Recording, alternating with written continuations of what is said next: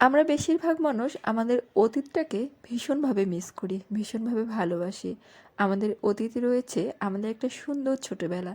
সেই ছোটবেলাটা যদি আরেকটা বার ফিরে পেতাম, এটা কিন্তু বারবার মনে হয়। এই যে বাচ্চাদের এই বেড়ে ওঠার মধ্যে কিন্তু আমাদের অতীত জড়িয়ে আছে।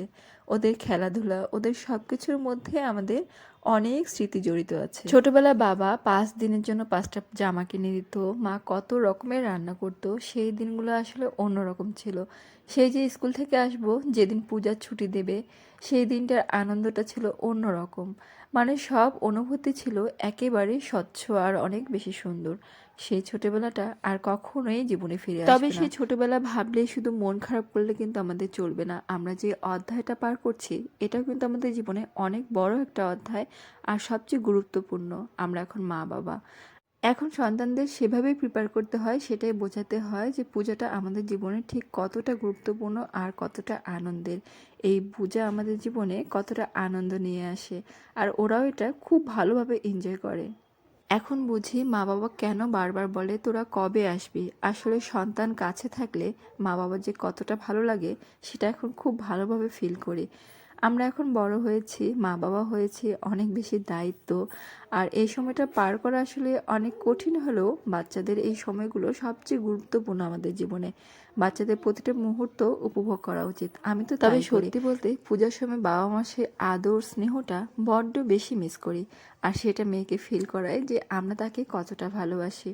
এখন মার্কেট ঘুরে মেয়ের ম্যাচিং জুতা, ম্যাচিং ক্লিপ এগুলো কেনার জন্য। এই যুগের বাচ্চা কাচ্চা ওরা তো একটু বেশি অ্যাডভান্স, তবে ওদের সবকিছুর সাথে আমাদেরকে এখন তাল মেলাতে হয়। জানি না কেন এখনকার পূজাগুলো খুব আবেগময় হয় আমার কাছে। প্রতিটা পুজো চলে যায় আর বুকটা খুব ধুকপুক লাগে যে ইস, এবারে পূজাটা চলে যাচ্ছে।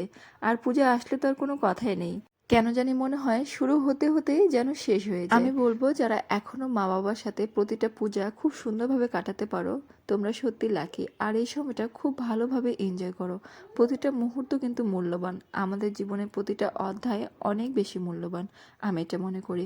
আমি যে অধ্যায়টাতে আছি, আমি এখন মা, আমার একটা ছোট বাচ্চা আছে। তো এই অধ্যায়টা আমার কাছে অনেক বেশি মেয়েকে নিয়ে পূজা দেখতে পারার একটা আনন্দই আলাদা। মেয়ে এখন অনেক বুঝতে শিখে গিয়েছে, ওর কাছেও পূজাটা অনেক বেশি আনন্দের। আর হ্যাঁ, ও কিন্তু খুব ভালোভাবে সবকিছু বোঝে এখন। আর আমার মেয়ে ঠাকুরের প্রতি অনেক বেশি ভক্তি ছোটবেলা থেকেই, এখনো তাই। ঠাকুর যেন সারা জীবন তাই রাখে ওর মনে। সেই পূজার ব্লগ আপনাদের সাথে এখন শেয়ার করছি। এর আগেও কয়েকবার এডিট করতে নিয়ে আমি বেশ আবেগময় হয়ে যাই। সত্যি আমি সেইভাবে ভয়েসটা দিতেই পারিনি, তাই অনেকদিন পর আবার ভিডিওটা অ্যাড করলাম। ভাবলাম যে আজকে ভয়েসটা দিয়েই দিব। তো ঠিক আছে, সবাই ভালো থাকবেন। সবার পুজো কেমন কেটেছে আমাকে একটু জানাবেন। তো আমাদের পূজা বেশ ভালোই কেটেছে ভগবানের কৃপায়। আপনাদের সাথে এরকম স্মৃতি আরও অনেক কিছু আমি শেয়ার করব, স্মৃতিতে রেখে দিব। আমি স্মৃতি সংরক্ষণ করতে বরাবরই খুব ভালোবাসি।